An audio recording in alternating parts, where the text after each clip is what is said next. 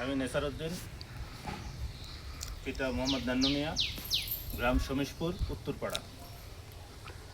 আমাদের এই রাস্তাটা দীর্ঘ অনেক বছর যাবৎ কাঁচা রাস্তা এবং কিছু সোলিং আছে আজকে প্রায় 10 বছর ধরে। রাস্তাটা হলো মিস্ত্রি খলিলপুর রাস্তা, মিস্ত্রি খলিলপুর রাস্তা।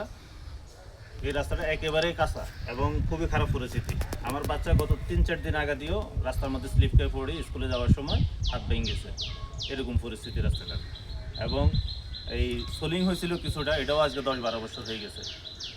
আমাদের ফেরুল ইউনিয়ন শমীশপুর, দক্ষিণ ফেরুল ইউনিয়ন 1 নং ওয়ার্ডের। এবং আমরা এই শমীশপুর গ্রামটা ছিল একসময় লাকসামের মধ্যে ছিল, এরপরে সদর দক্ষিণে গেছে, এরপরে লালমাইতে আসছে। এখন এরকম একটা অবহেলায় পড়ে গেছি আমরা যে আসলে কি বলবো, কিছু বলার নাই। একদম অবহেলিত একটা গ্রাম লালমাই গ্রামের, আমাদের পরে আর কোনো গ্রাম নাই, যে কারণে আমাদের এটা একবারে অবহেলিত গ্রাম। লালমাই পরে মানে অর্থাৎ লালমাই থানার মধ্যে আমাদের গ্রামটা একেবারে অবহেলিত, লাকসাম পৌরসভার সাথে। পৌরসভার সাথেই, পৌরসভা থেকে মাত্র 3 কিলোমিটার দূরে। আর লালমাই থেকে আমরা তো একবারে শেষ সীমানা।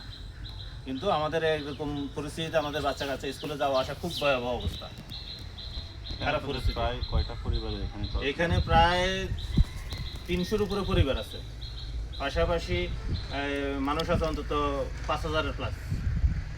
এখানে 2টা গ্রাম, শমীশপুর একটা গ্রাম আছে, পাশাপাশি হলো পশ্চিম ফেরুল একটা গ্রাম আছে। 2টা গ্রাম মিলেই হলো আমাদের রাস্তাটা হয়নি।